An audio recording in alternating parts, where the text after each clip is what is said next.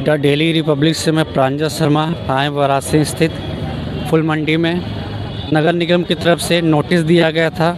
आइए जानते पूरा मामला क्या है, जनता से पूछते हैं क्या लोगों को नोटिस मिली है और क्या कार्रवाई हुई है। पहले मैं आपका नाम पूछना चाहता हूँ। विशाल सिंह नाम है मेरा। फूल मंडी में क्या कार्रवाई हुई, कैसे कार्रवाई हुई है नगर निगम की तरफ से?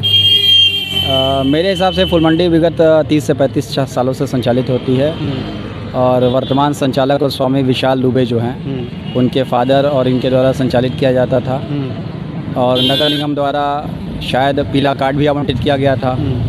लेकिन किन्हीं वजहों से कुछ महीने से जो है कार्रवाई चल रही थी नगर निगम इसके खिलाफ़ अवैध वसूली के लेकर। लेकिन जहाँ तक अवैध वसूली की बात आती है तो अवैध वसूली के लिए कोई साक्ष्य नहीं मिला, ना ही किसी माला व्यापारी ने ये कहा कि इनके द्वारा अवैध वसूली की जाती है।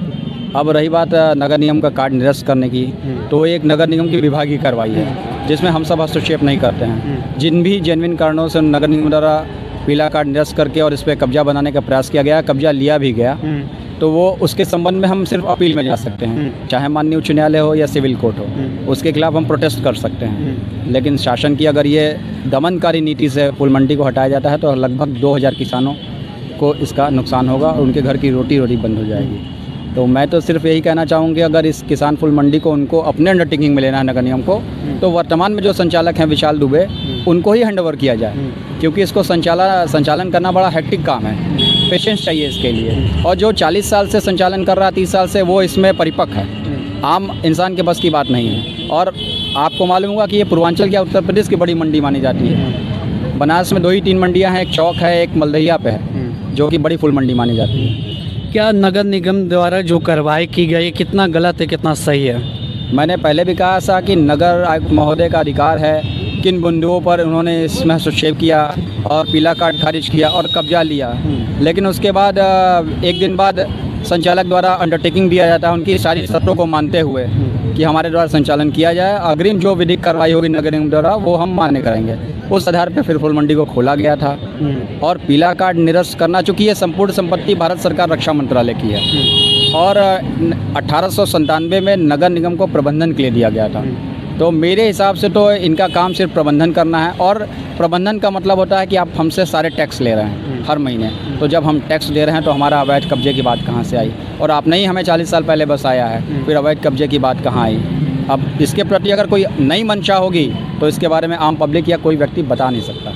आपने कहा जैसे कि टैक्स लिया जा रहा है, टैक्स टैक्स कितना महंगा है, कितना सस्ता है या टैक्स सस्ता? निगम द्वारा जो भी निर्धारित किया गया उस कर को हर महीने इनके द्वारा पूरा किया जाता है, क्योंकि नगर निगम में अब जलकर भी और नगर हवा भवन कर भी सभी आते हैं, सभी नगर निगम के अंतर्गत आते हैं। तो सभी का संपूर्ण टैक्स एक साथ जो है दिया जाता है। अगर उनको टैक्स बढ़ाना है तो उसके संबंध में बैठ के वार्ता की जा सकती है। कर किसी तरह का कर लगाना है तो उसके संबंध में वार्ता की जा सकती है।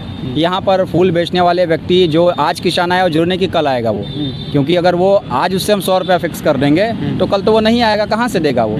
इसका मतलब उस 10 दिन व्यापार करेगा और पूरे महीने का पैसा देगा, ये तो उचित नहीं है। सर पहले मैं आपका नाम पूछना चाहूँगा। जी, मैं विशाल दुबे, फूल मंडी किसान फूल मंडी संचालक मालिक। सर नगर निगम द्वारा जो कार्रवाई हुई है कितना सही है, कितना गलत हो? ये पूर्ण रूप से अनैतिक है, असंवैधानिक है। अगर नगर निगम ने मेरे को अवैध कब्जेदार बताया तो अवैध कब्जेदार के हैसियत से कथित मालिक के तौर पे 1988 में मेरे पिताजी को पीला कार्ड जारी कैसे कर? कहीं ना कहीं कोई ना कोई वैधानिक कार्रवाई हुई होगी तभी तो पीला कार्ड इशू हुआ।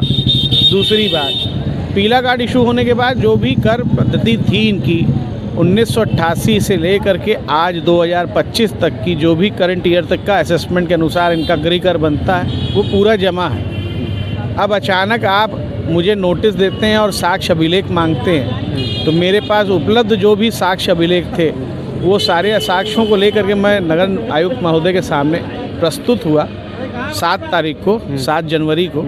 उन्होंने मेरी सारी बात सुनी और सुनने के बाद मुझसे साक्ष्य मांगे कि आप वहाँ पे कैसे काबिज हुए।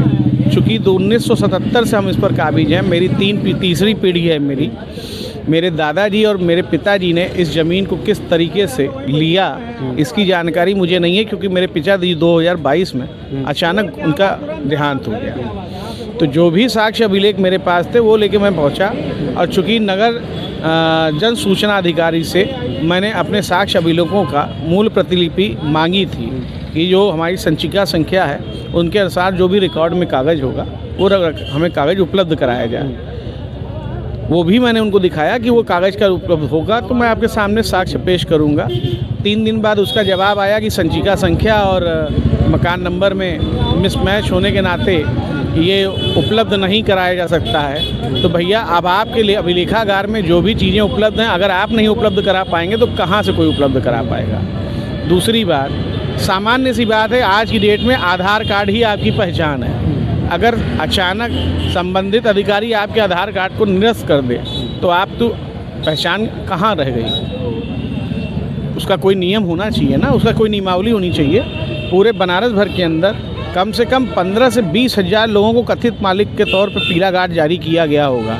आज वो लोग अपने अपने घरों में अपने अपने जगहों पे व्यापार कर रहे हैं। अचानक आप किसी का भी पीला कार्ड निरस्त कर दीजिए और उसको कहिए तुम्हारा घर नहीं है, ये नगर निगम की संपत्ति है, तुम चलो निकलो, बाहर निकलो, तुम जाओ सड़क पे, तो ये कोई न्यायसंगत तो कार्रवाई हुई नहीं। अगर मैं अवैध था तो पिछले 37 साल से मुझसे किस प्रकार का टैक्स लिया जा रहा था? इस मकान नंबर को कैसे अलॉट कर दिया इन्होंने? और 160 एकड़ में अकेले हम ही क्यों दिखाई दे रहे हैं? 160 एकड़ में बाकी सभी लोग वैधानिक रूप से बैठ रहे हुए हैं। आपकी रक्षा संपदा में स्वामित्व तो नहीं है, इसके स्वामित्व तो रक्षा संपदा की है। इस पूरे 160 एकड़ क्षेत्र का स्वामित्व तो रक्षा संपदा के अधीन है। आप यहाँ पे प्रबंधाधीन हैं, इसका केयर टेकर हैं। आप यहाँ से जन सुविधाएं उपलब्ध कराएंगे और उसके एवज में जो भी आपकी नियमावली के अनुसार जो भी गृह कर बनता है आप वो कर वसूली कर सकते हैं। इसके अलावा आपके पास न कोई दखल करने का न किसी को बेदखल करने का अधिकार नहीं है, क्योंकि ये हाईकोर्ट का भी आदेश है, इसकी मूल प्रतिलिपि भी है मेरे पास। इसके बावजूद ये एक तरफा कार्रवाई की गई जो पूरी तरह से अन्यायपूर्ण थी, न्यायसंगत नहीं थी। इसका विरोध मैंने किया। ये लोग ज़बरदस्ती 14 तारीख को मेरे अनुपस्थिति में इस परिसर को सील करके गए, जबकि इनके पास सीलिंग की कोई आदेश नहीं था। आप यहाँ दीवार पे सामने लिखा हुआ है कि यह संपत्ति नगर निगम वाराणसी की है, जबकि यह संपत्ति का असली स्वामित्व तो रक्षा संपदा है। आप कैसे मालिक हो गए इसके? इसका सवाल का जवाब तो आप देंगे।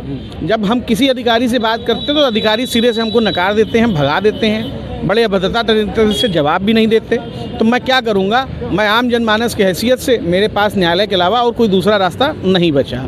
तो मैं माननीय उच्च न्यायालय प्रयागराज अपनी फाइल रीड कर चुका हूँ, जिसकी अगली तिथि 20 तारीख को रखी गई है। 20 तारीख को जो न्यायपालिका जो न्याय करेगा वो सर्वमान्य होगा।